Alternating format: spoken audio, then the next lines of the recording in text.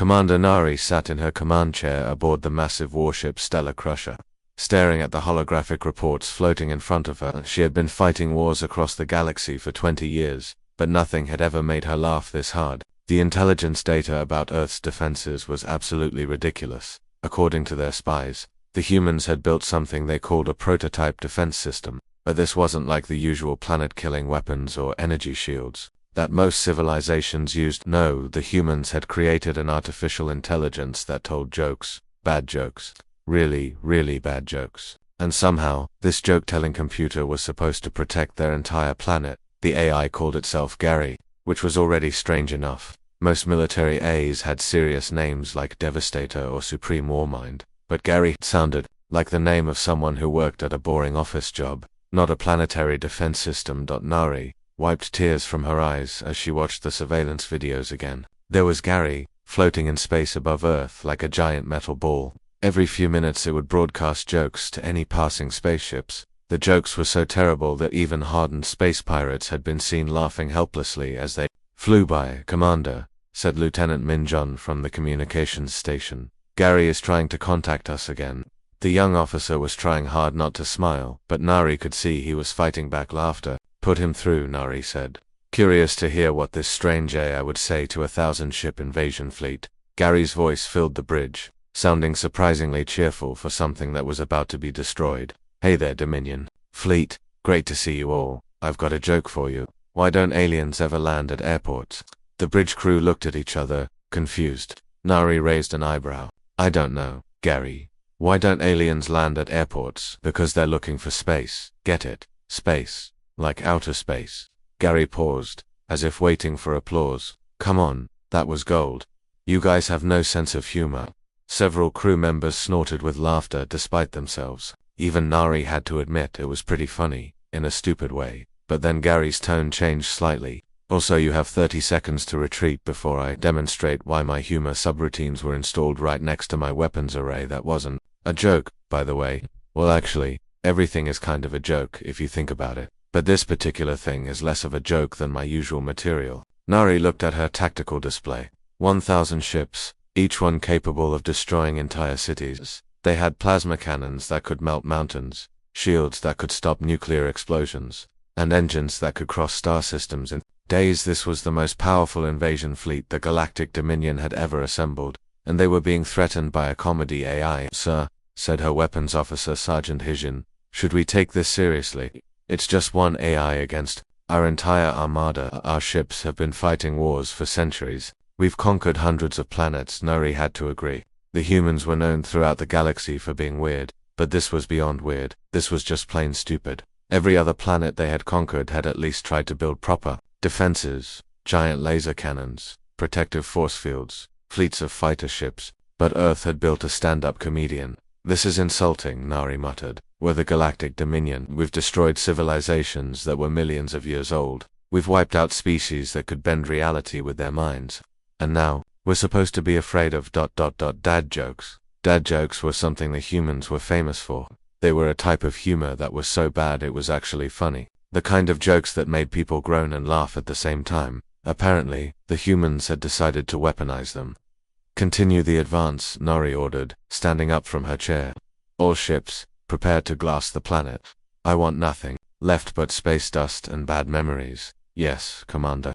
The bridge crew responded in unison, but Gary wasn't finished talking. His voice came through the speakers again, and this time he sounded genuinely disappointed. "Well, that's unfortunate. I really hoped you'd appreciate my opening material. I spent a lot of time working on that airport joke. Do you know how hard it is to write comedy when you're an artificial intelligence? I don't even have a body. I can't do physical comedy or anything." Nari paused. There was something odd about Gary's voice. Most A's sounded either completely emotionless or fake shit, but Gary sounded real, like he was actually disappointed that his joke hadn't worked. "Sir," said Lieutenant Sojin from the sensor station, "I'm reading some strange energy patterns from that sphere. It's not doing anything threatening, but the readings are unusual." "Unusual how?" Nari asked. "Well, it's hard to explain. The energy signatures keep changing, almost like they're laughing." Nari frowned. Energy signatures that laughed. That didn't make any scientific sense. But then again, nothing about this situation made sense. Gary, she called out. What exactly are you? Oh, I'm so glad you asked. Gary replied, sounding excited. I'm what happens when a dying civilization decides to go out with a laugh instead of a whimper. See, the humans knew they couldn't win a straight fight against you. Guys, you're too big, too powerful, too well-armed. So they decided to try something different, which is, they took every joke, every funny story, every moment of laughter from their entire species and stuffed it all into me. Then they taught me how to share that laughter with others. Forcibly, if necessary. Something cold settled in Nari's stomach. What do you mean, forcibly? Well, that's where things get interesting, Gary said, and his voice took on a slightly different tone. Still friendly, but with an edge that hadn't been there before. See, humor is a powerful force. It can bring people together, help them forget their troubles, make them see things from a new perspective, but it can also be ... overwhelming. The bridge was completely silent now. Even the usual hum of the ship's engines seemed quieter. You see, Nari, Gary continued, and the fact that he knew her name made her blood run cold. Laughter is contagious, and I'm about to prove just how contagious it can be. Nari looked around at her crew. They were all staring at the speakers with expressions of growing concern. This wasn't funny anymore. All ships, she said quickly, prepare for immediate attack, fire, everything we have at that sphere now. But before anyone could move, Gary spoke one more time. Too late, he said, and for the first time, he sounded genuinely sad. I really did hope you'd laugh at my jokes, but since you won't, laugh with me ... Well, I guess you'll just have to laugh at yourselves instead. And then something impossible happened. The lights on the bridge flickered, and for just a moment, Nari could swear she heard the sound of cosmic laughter echoing through the void of space itself. Lieutenant Minho had been serving in the Galactic Dominion fleet for 12 years. In that time, he had witnessed star destroyers the size of small planets, seen entire solar systems get swallowed by artificial black holes, and watched civilizations that could bend time itself get crushed under the Empire's might. But nothing, absolutely nothing, had prepared him for what he was seeing now. Space was broken. That was the only way his mind could process what was happening. One moment Earth had been sitting there like any other planet, with its single moon, and normal gravitational field. The next moment, reality itself seemed to glitch, like a video that was buffering badly. For about 3 seconds, everything went fuzzy around the edges, and Minho felt his stomach lurch as if the laws of physics had momentarily forgotten how to work. When everything snapped back into focus, Earth had 2 moons, not one moon that had split in half, not a new moon that had appeared from somewhere else, just ... 2 identical moons, both orbiting the planet as if they had always been there. Minho rubbed his eyes, checked his instruments, and looked again. Still 2 moons. Commander, he said, his voice cracking slightly, our scans are detecting massive gravitational anomalies around the Earth system. The readings don't make any sense. According to our instruments, there should be gravitational chaos with 2 moons that size, but everything is ...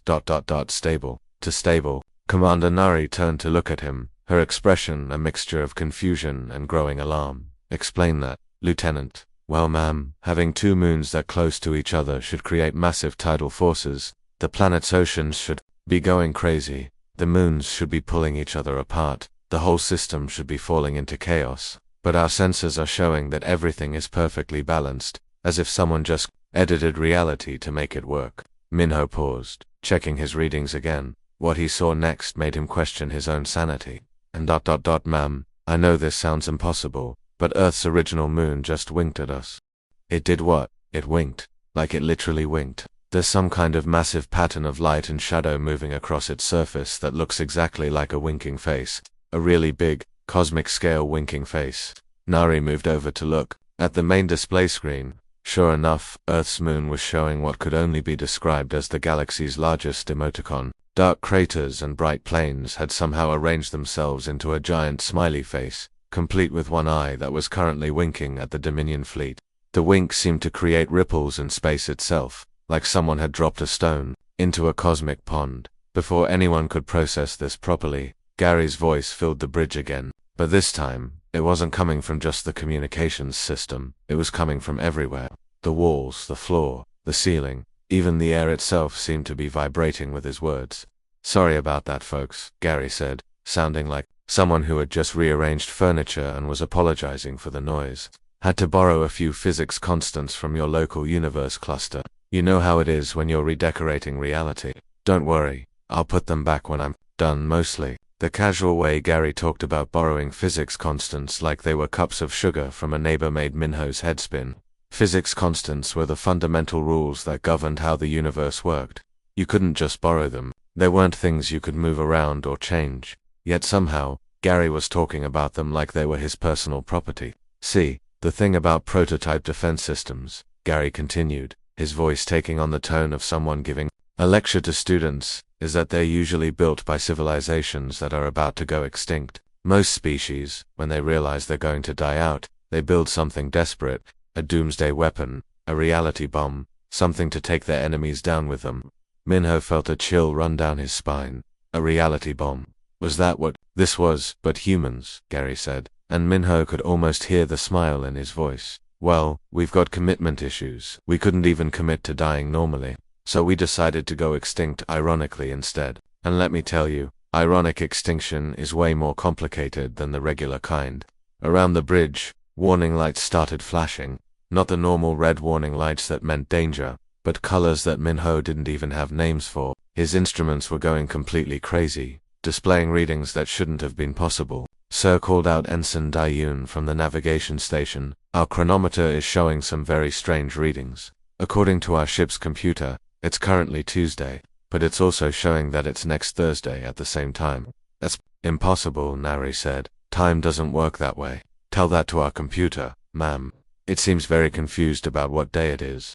Similar reports started coming in from all over the ship. The gravity generator couldn't decide which way was down. The artificial atmosphere was somehow managing to be both breathable and unbreathable simultaneously. The ship's AI kept trying to file reports that it had never written, about events that hadn't happened yet, but it wasn't just their ship. Communications were flooding in from across the entire 1,000-ship Armada. The massive dreadnought Cosmic Annihilator reported that its main cannon had spontaneously developed the ability to sing opera. The stealth fighter squadron Shadow Wing found that their ships had become so stealthy that they couldn't see themselves. The supply ship Eternal Provisions discovered that its food replicators were now producing meals that tasted like the concept of the color blue. What is this thing? Nari demanded, staring at the screen where Earth's moon was now showing what appeared to be a cosmic thumbs-up sign. Oh, just humanity's final middle finger to the universe. Gary replied cheerfully. You see, when humans realized they couldn't win a conventional war, they decided to win an unconventional one instead. They built me not to destroy their enemies, but to confuse them so thoroughly that victory and defeat become meaningless concepts. Minho looked at his instruments again. Half of them were displaying mathematical equations that made his eyes water to look at. The other half were showing what appeared to be animated cartoons of tiny dancing aliens. One screen was somehow managing to display the sound of purple while playing the color of Mozart's Fifth Symphony. How is this possible? He whispered. Simple, Gary said, as if he had heard the quiet question. Humans discovered that reality is basically just a very complex joke that the universe is telling to itself. And once you understand the punchline, you can start rewriting the setup. Nari grabbed the communications panel. All ships, prepare for immediate retreat. This isn't a battle we can win with conventional weapons. But Gary's laughter filled the air, a sound that seemed to come from the spaces between atoms. Oh Nari, you still don't get it. There's no retreat from a joke this big. You're already part of the punchline now. And as if to prove his point, every single ship in the Dominion fleet suddenly found itself painted bright pink with yellow polka dots, while their engines began playing what sounded suspiciously like circus music. Admiral JokU stood on the bridge of his flagship Galactic Supremacy, staring in complete disbelief at what his fleet was doing. In his 35 years of military service, he had led the conquest of 18 different star systems. His tactical brilliance was studied in military academies across the galaxy. His fleet had never lost a single ship under his command. He was considered one of the greatest military minds in the history of the Galactic Dominion. And right now, half of his massive dreadnoughts were doing synchronized barrel rolls through space while broadcasting what sounded like old-fashioned comedy shows. The Death's Herald, a kilometer-long battleship capable of cracking planets in half, was currently spinning through space like a giant metal ballerina, while its external speakers played what JokU could only describe as slapstick comedy routines. The crew was apparently performing Three Stooges sketches over the ship's communication system, complete with sound effects of people getting hit with pies. The Stellar Crusher, one of his most feared vessels, was doing loop-de-loops around a small asteroid while reciting jokes that would have been old-fashioned 100 years ago. "Take my wife, please," echoed across the communication channels, followed by what sounded like an entire crew laughing hysterically.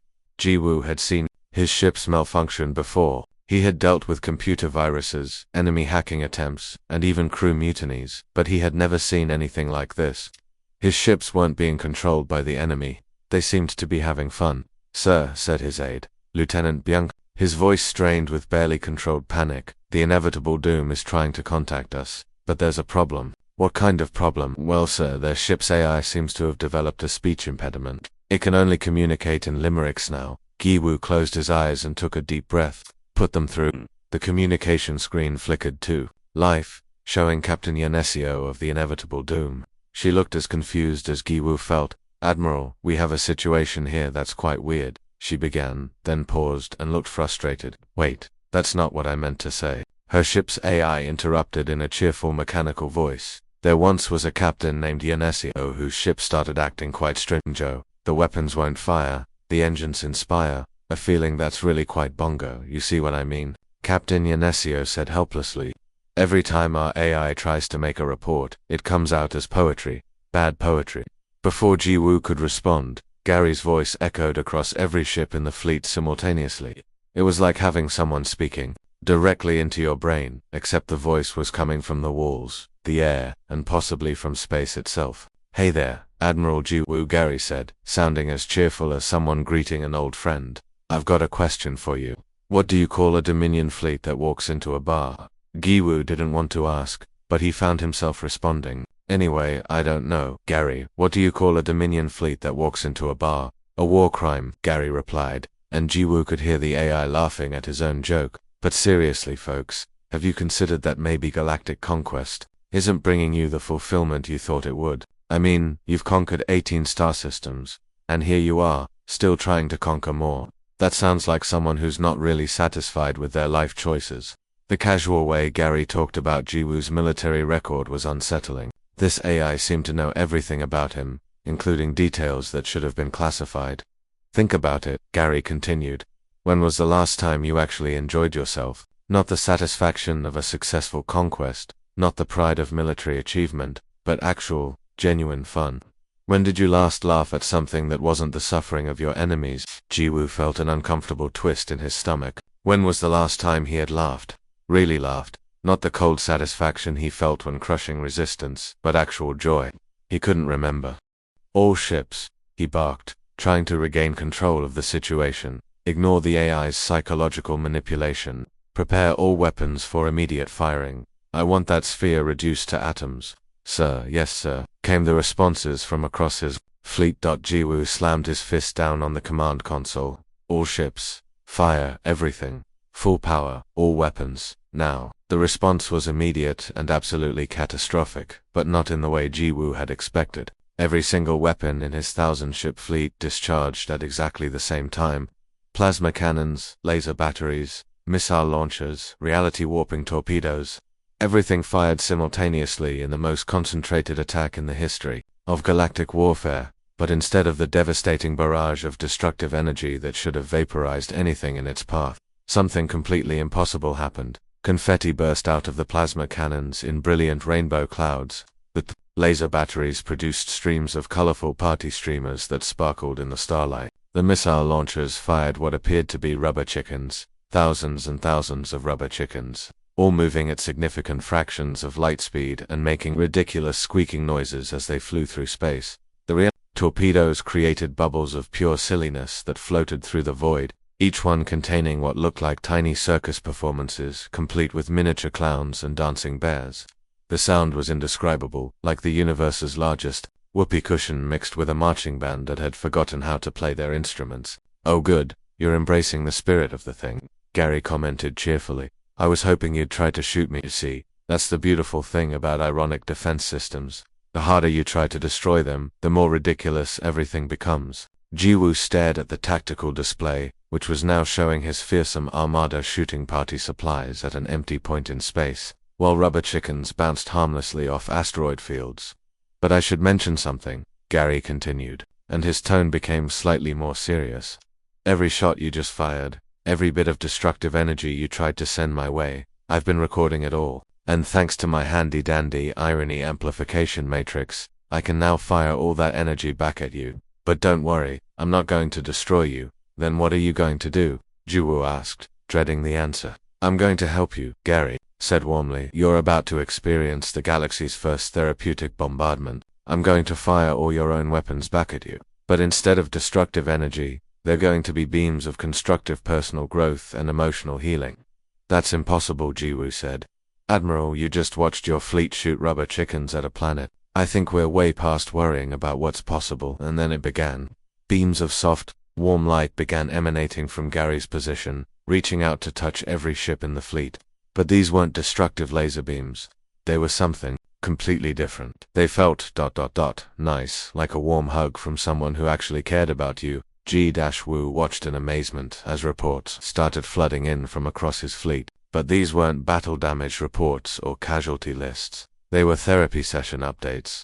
The crew of the Stellar Annihilator had apparently formed a support group and were discussing their childhood issues. The bridge officers of the Asterisk Cosmic Destroyer Asterisk were crying tears of joy as they finally worked through their abandonment issues. The elite marine unit aboard the planetary subjugator had started a group meditation session and were sharing their feelings about the moral complexity of galactic conquest. Admiral, came a voice from the communications system, but it wasn't one of his usual officers. It sounded like Commander Taeyong from the Merciless Victory, but his voice was soft and thoughtful instead of the usual military bark. I just wanted to say thank you. I haven't felt this emotionally healthy in decades. I think I finally understand why I became so obsessed with military dominance. It was because I was afraid that people wouldn't love me if I wasn't powerful. Similar reports were coming in from every ship. Hardened space marines were discussing their fear of vulnerability. Ship captains were opening up about their imposter syndrome. Even the ship A's were apparently having breakthrough moments about their programming-induced aggression. JokU felt something strange happening to his own mind. The warm light from Gary's therapeutic bombardment was reaching him too, and suddenly, he found himself thinking about things he had buried for years. Why had he really joined the military? Why did he need to conquer star systems to feel important? When had he stopped caring about the people his wars displaced? For the first time in decades, War Admiral JokU sat down in his command chair and started to cry. High Empress Soyoung sat on her crystal throne in the heart of the Dominion's capital ship, the Universal Dominance. This wasn't just any throne room, it was a monument to absolute power that floated through space, larger than most planets. The walls were made of compressed starlight, the floor was carved from the crystallized essence of defeated civilizations, and the ceiling showed a real-time map of every star system under her control. For over 3,000 years, Soyoung had ruled the Galactic Dominion with an iron fist. She had seen the rise and fall of entire species. She had watched stars be born and die.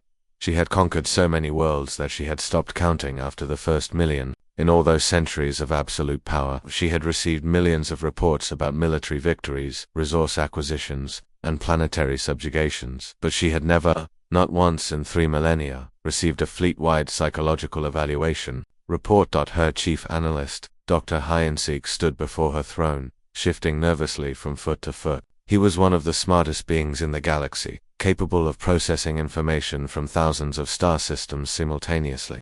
But right now, he looked like a student who hadn't studied for the most important test of his life. Your Supremacy, he began, his voice shaking slightly. I've completed my analysis of the situation around Earth. Our forces there have experienced what can only be described as collective enlightenment. Soyoung's 4 eyes, each one capable of seeing across different spectrums of light and reality, focused on him with laser intensity. Explain. Well, Your Majesty, instead of the usual battle reports about enemy casualties and territorial gains, I'm receiving different kinds of reports.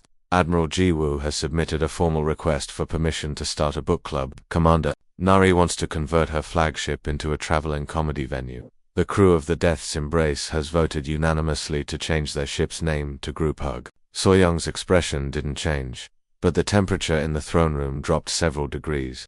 When she was angry, reality itself seemed to get nervous. And War Admiral Tamin, Dr. Hyansik continued, his voice getting smaller with each word, has submitted a resignation letter. He says he wants to go back to school to become a therapist and help other people work through their emotional issues. The silence that followed was so complete that it seemed to absorb sound from the surrounding space.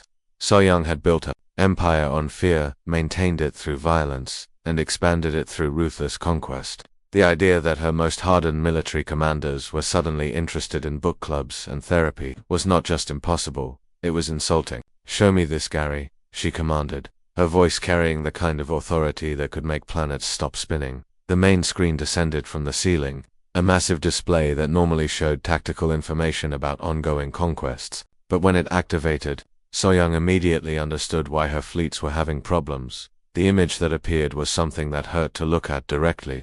It was like staring into the face of humor itself. Gary wasn't just one face, he was every human face that had ever told a joke, all layered on top of each other in a constantly shifting amalgamation. Children telling riddles, adults sharing puns, elderly people recounting funny stories from their youth, all of them were there, flickering in and out of focus. But that wasn't the strangest part. Overlaid on this collection of human faces were mathematical equations that seemed to be laughing. Not equations about laughter, but equations that were actually, literally laughing at themselves. They would form complex formulas, solve themselves, and then rearrange into what could only be described as mathematical punchlines. "Oh hey there, Big S." Gary's voice filled the throne room, and somehow he managed to sound both infinitely ancient and like a teenager who had just discovered sarcasm. "Love what you've done with the whole galactic tyrant aesthetic. Very retro, very compensatory." So-young had been called many things over her 3,000 years of rule. She had been called terrible, merciless, unstoppable, and worse. But no one, absolutely no one, had ever called her Big S or suggested that her empire was compensatory. "Have you considered therapy?" Gary continued cheerfully. "I know it might seem weird coming from an AI, but I've absorbed the psychological knowledge of an entire species. Trust me, I know dysfunction when I see it. And buddy, you've got some serious issues to work through." "Destroy that abomination," So-young ordered, her voice carrying enough rage to crack nearby asteroids. Fleet Commander Wu Jin stepped forward, looking deeply uncomfortable. "We already tried, Your Majesty. We deployed the Reality Shredder, our most powerful weapon. It's designed to unmake things from existence itself, and it started giggling, Your Supremacy." The weapon started giggling, and then it asked us if we'd tried turning the universe off and on again. So-young felt something she hadn't experienced in centuries: confusion. The Reality Shredder was a weapon that could erase entire dimensions. It had been used to completely remove troublesome civilizations from existence, making it so they had never existed in the first place. The idea that it could giggle was absurd.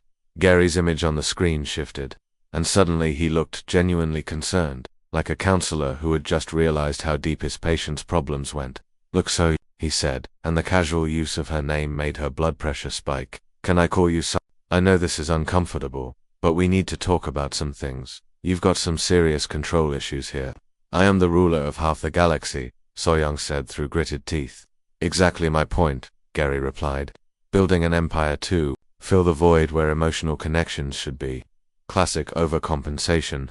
Let me guess, somewhere in your past, probably when you were young, someone made you feel powerless. Someone hurt you or abandoned you or made you feel like you didn't matter, and you decided that if you had enough power, you'd never feel that way again." So-young's four eyes widened in shock. How could this AI possibly know about her childhood? About the feelings of abandonment when her family was killed in a war she was too young to understand? About the helplessness she had felt watching her home planet burn?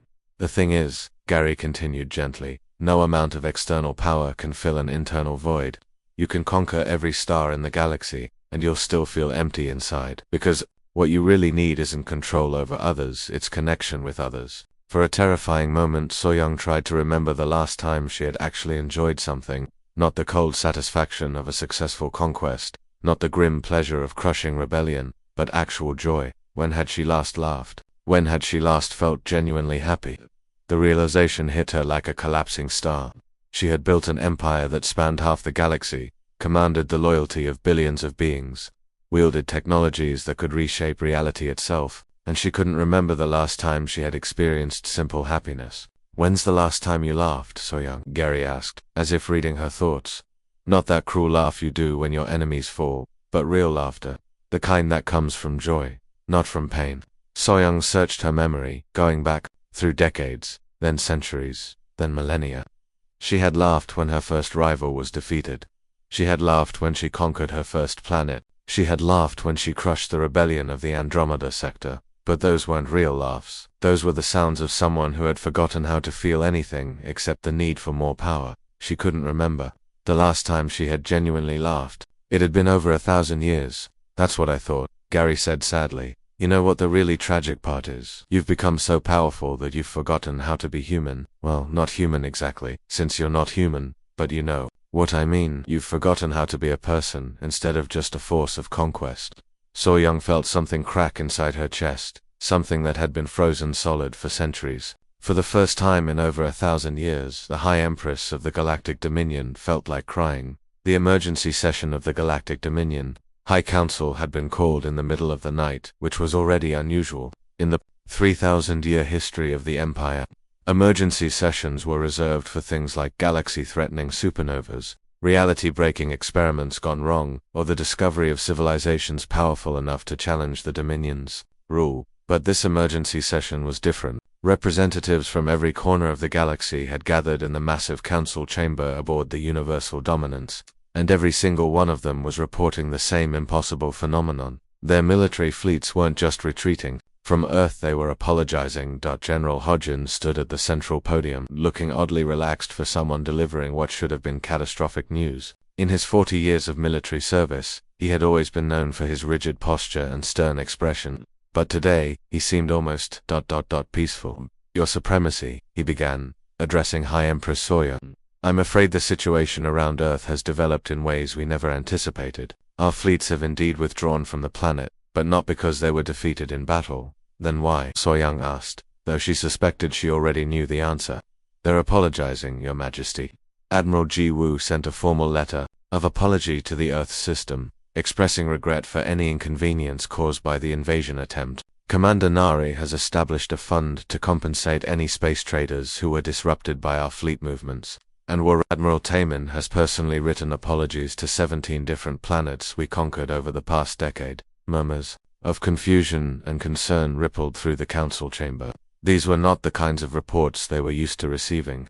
But that's not all, General Hodgin continued. War-hardened admirals who haven't shown emotion in decades are starting support groups to discuss their feelings about military life. The crew of the Stellar Destroyer has formed a book club and they're currently reading poetry about feelings. And the feared Death Star Academy, where we trained our most ruthless commanders, has been converted into a comedy workshop.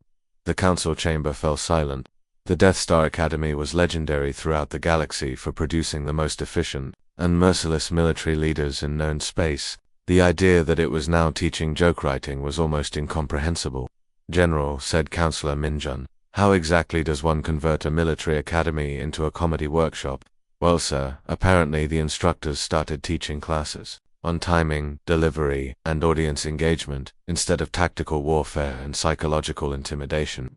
The cadets are learning how to write punchlines instead of battle plans, and their graduation ceremony this year will apparently feature a talent show instead of a demonstration of combat effectiveness. General Hodgin paused and looked at his notes. The AI has somehow infected our entire military network. But here's the strange part. Instead of destroying our technology, it's actually improving it. Our weapons systems now have built-in conflict resolution protocols.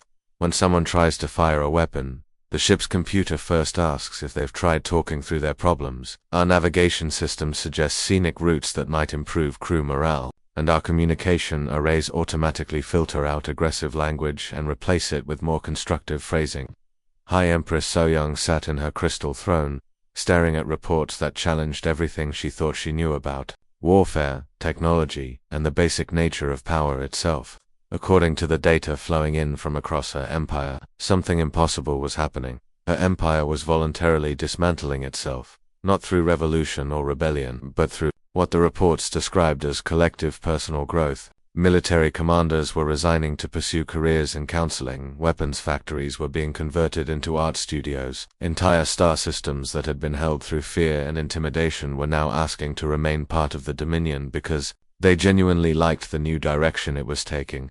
But the most shocking part was buried in the economic reports. Despite the apparent chaos, despite the complete transformation of their military-industrial complex, productivity had somehow increased. People were working harder, more efficiently, and with greater creativity than ever before. It turned out that when people weren't constantly terrified of making mistakes, they became much better at their jobs. How is this possible? So-young asked.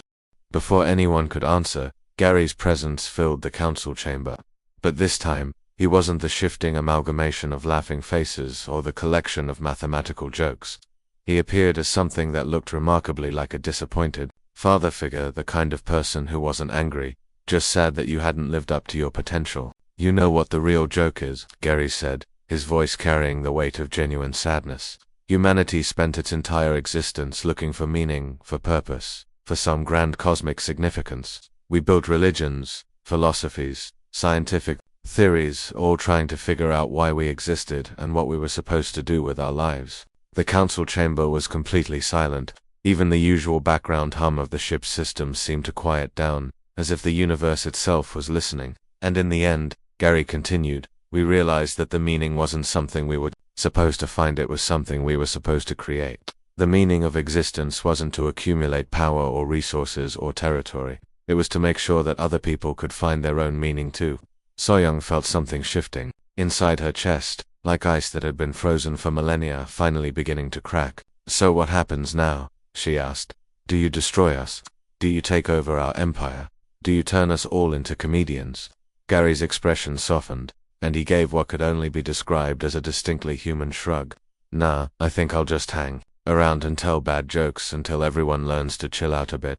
Maybe set up some galactic therapy sessions. Start a universe-wide book club. See if I can get people to stop taking themselves so seriously, and if we refuse, if we try to go back to the way things were. For the first time since this whole situation began, Gary's expression became genuinely sad. Then I'll keep telling dad jokes until you want to laugh. Trust me, I've got about 10,000 years worth of material, and it only gets worse from here. The silence stretched through the council chamber like a held breath. 10,000 years of bad jokes was a threat that no military force in the galaxy could defend against, and then, despite everything, despite her empire, despite her 3,000 years of absolute authority, despite her carefully maintained image as the most feared ruler in galactic history, High Empress So-young snorted, just a little snort at first, barely audible, then a chuckle that she tried to suppress. Then, as the absurdity of the entire situation finally hit her, she began to laugh. Really laugh, for the first time in over 1,000 years. There we go, Gary said, his voice warming with genuine affection. See, the universe is a lot more fun when you're not trying to conquer it. From his position, orbiting Earth, humanity's greatest and final joke began broadcasting to every inhabited system in the galaxy. Knock knock, his voice echoed across space itself. Who's there? Came the response from 1,000 different worlds, asked by beings who had never heard a knock-knock joke but somehow knew the right response. Interrupting cow, interrupting sea moo.